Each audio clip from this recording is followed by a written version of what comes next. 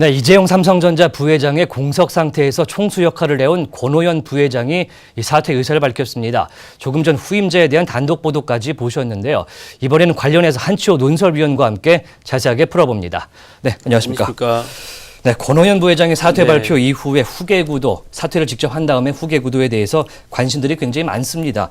삼성의 임원 인사 예상되는데 어떻게 보십니까? 그 삼성전자라는 회사가 우리나라 경제에 차지하는 비율이 어마어마하게 크죠. 그렇기 때문에 그 삼성전자 임원 인사는 상당한 모든 사람들의 관심사입니다. 그 상황에서 권오현 부회장이 이제 사퇴를 하겠다고 이제 발표를 하셨어요. 그래서 그동안 삼성전자가 그 여러 가지 사정 때문에 이 인사를 제대로 하지 못했습니다.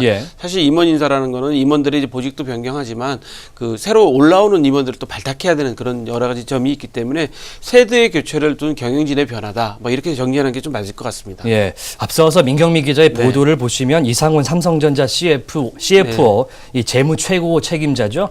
가장 유력한 걸로 보도가 됐는데 어떻게 해석해야 됩니까? 그 기업의 그 중요한 세 가지 분야의 기술 개발, 뭐 마케팅, 그다음에 관리, 뭐 자금 뭐 이렇게 볼 수 있는데 사실 CFO의 발탁은 예견된 경영 일정의 상황이라고 보여져요. 왜냐하면 그 이병철 회장이나 이건 회장, 보좌진들 모두가 다 CFO 출신이었습니다. 그 현재 삼성전자 같은 경우는 뭐 많은 매출을 하고 있기도 하지만 그거에 따라서 많은 유보금을 갖고 있고 현금도 많이 돌아다니잖아요. 그렇기 때문에 CFO의 역할이라는 거는 기업의 피를 돌게 하는 역할이다. 사람으로 따지면. 그렇기 때문에 매우 중요하기 때문에 그래서 CFO가 아마 발탁되는 것 같습니다. 네, 앞서서 제가 전해드린 간추린 뉴스에서 현금성 자산이 8년 동안 13배가 늘었다. 이런 얘기를 해드렸는데 제일 중요한 거죠. 네, 재무 관리를 위해서 CFO가 발탁이 되는 거군요. 지금 시점에 기술이나 마케팅 분야가 아닌 굳이 CFO를 이 관리 임원으로 발탁한다. 이런 건 어떻게 해석해야 될까요? 일단 이렇게 이해하셔야 될 것 같아요. 삼성전자 이재용 부회장이 지금 그 1심에서 5년 선고를 받았잖아요. 그렇다면은 앞으로 이제 향후 5년간 뭐 기술 개발 이런 부분들은 이미 착착 그 계획대로 진행이 되고 있는 거고 기술 개발과 관련된 거는 뭐 당장 내년에 쓸 기술 개발을 하는 게 아니라 5년 후, 10년 후, 20년 후를 위해서 기술을 개발하는 분야죠. 그렇기 때문에 기술이나 마케팅 분야는 당장에 뭐 그렇게 뭐 중요하다기보다는 뭐 장기간일 게 아닌데 지금 CFO 같은 경우는 삼성의 5년 후 미래 구도가 중요합니다. 왜냐하면 이재용 부회장이 예를 들어 출소를 했다. 그 후에는 어떻게 삼성이 경영이 될 것이냐. 그다음에 후계 구도는 어떻게 될 것이냐가 중요하기 때문에 그래서 CFO를 발탁한 거고요. 그다음에 계열사 정리하고 후계 구도 정리해야 되잖아요. 지금 삼성이 그룹을 해체하겠다고 선언한 상태이기 때문에 각각의 모든 계열사들이 독자 경영을 하고 있잖아요. 그러면 그것을 하나로 묶어줄 수 있는 것은 유일하게 현재 그 재무관리. 그래서 CFO를 발탁했다 이렇게 판단됩니다. CFO를 발탁한 이유가 확실히 있군요. 그런데 보도에서 보면 기간에 대한 명시가 나옵니다. 2년에서 2년 6개월 정도라 이런 얘기가 나오는데 이 리빌딩에 대한 기간 어떤 기준으로 만든 걸까요? 그 2년에서 2년 6개월 사이에 최고의 실적이 나오도록 현재 조직 개편을 하고 있다는데 이게 상당히 제가 보기에는 현명한 판단인 것 같고요. 조직 개편을 하게 되면 이제 최악의 경우도 상황을 둬야 되겠죠. 예를 들어서 이재용 부회장이 그 이 항소심에서 그대로 그냥 5년 형량을 간다든가 뭐 하게 될 경우에 최악의 경우를 두게 되는데 사실 5년이라고 하더라도 한 2, 3년 정도면 이제 70%를 하면 이제 가석방 조건이기 때문에 그런 모든 시나리오를 다 대비해서 만드는 것 같습니다. 만약에 이재용 부회장이 지금 계속해서 감옥에 있는데 연장이 되고 뭐 구속 상태에서 투옥이 된다면은 최악의 경우 어떻게까지 대비를 해야 될까요?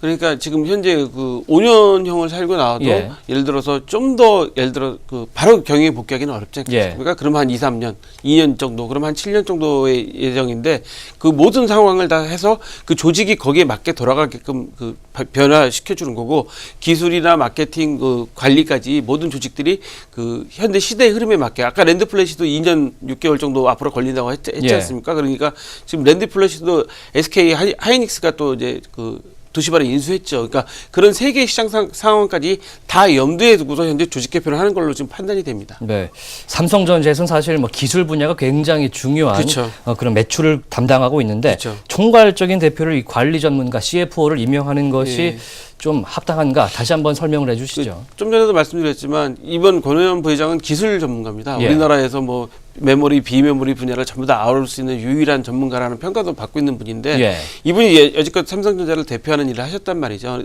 그러나 삼성전자는 뭐 기술 분야만 있는 것이 아니라 마케팅도 중요하고 아까 지금 말씀하신 것처럼 자금 분야도 상당히 큰 자금을 뭐 매출 20조, 30조 하는 회사이기 때문에 예. 큰 자금을 움직이는 거기 때문에 CFO가 대표성을 가지고 전체를 관할하는 것도 그래 나쁜 상황은 아닌 것 같고요. 예. 그다음에 기술 개발은 아까 말씀드린 것처럼 계속적으로 뭐 10년, 20년 앞으로 50년 후 기술도 지금 저희가 준비를 해야 되는 상황이기 때문에 예. 그것은 장기적인 포석으로 보는 상황이기 때문에 최고 경영자가 뭐 기술 개발 쪽이 되든 뭐 마케팅 쪽이 되든 자금 쪽이 되든 다 별 상관이 없겠지만 그래도 현재 삼성전자 또 삼성그룹 삼성이라는 전체 그 규모의 집단이 처해 있는 상황에서는 관리를 잘하는 CFO가 제일 중요한 것 같습니다. 일단은 총수 리스크를 재무관리 전문가를 통해서 극복을 하겠다. 그렇죠. 이게 이건희 회장도 지금 그 오른팔이라고 할 수 있었던 이학수 전 부회장도 그분도 그 CFO 출신이거든요. 예. 처음부터 자금 쪽에서 커서 쭉 올라오신 분이고 지금 우리가 거론되고 있는 이 이상훈 사장도 처음에 삼성전자 통신 부분 그 관리 그 경리 쪽으로 출발해가고 관리 예. 쪽에서 쭉 그쪽 분야로 커오신 분이기 때문에 삼성전자 내부 상황도 너무너무 잘 알고 있는 상황이고 사실 기술 개발도 자금 투여가 돼야 되잖아요. 그렇기 때문에 오히려 더 그 기술 개발이 가속화될 수 있는 여건도 될 수 있다 이렇게 보입니다. 네, 이 미래의 삼성에 대해서 얘기를 해봐야 할 것 같은데 네. 삼성의 변화 어떤 것들이 올 것 같습니까? 그 제가 보기에는 이제 이재용 부회장이 어쨌거나 영어의 몸이긴 하지만 이재용 부회장의 그 후계 구도를 다지기 위한 그 일정 부분의 작업들이 이루어질 것 같고요. 예. 거기에는 이제 삼성물산, 삼성생명, 삼성전자 이 세 개 회사가 아마 각각 분야별로의 지주 회사격 역할을 해서 하게 될 것 같은 게 지금 현재 예상되는 거고요. 예. 그 다음에 지금 이번에 인사를 하는 것도 전체 계열기업에 아마 삼성 대규모 인사가 지금 현재 예상된다고 하고 있기 때문에 예. 그런 분야들을 전부 감안해서 현재 인사가 이루어지는 것 같고요. 마지막으로 이제 삼성전자는 기술 마케팅을 이제 자본 중심으로 끌고 가겠다고 되는 거죠. 왜냐하면 삼성이 지금 바이오라는 새로운 또 사업을 하고 있는데 사실 바이오 산업은 단기간의 성과는 안 나오지만 자금이 많이 투여되고 장기가적으로 큰 성과를 얻을 수 있는 거기 때문에 예. 아마 이런 전체적인 분야를 아우르자 하고 장기적인 그런 그 그룹의 성장 또 지속성을 하려면 아마 자본 중심 그래서 CFO를 발탁하는 이유도 여기에 있다고 보입니다. 네, 삼성전자의 선택과 변화 지켜보도록 네. 하겠습니다. 네, 지금까지 한추호 보도국 논설위원과 단독 보도 해설로 만나봤습니다.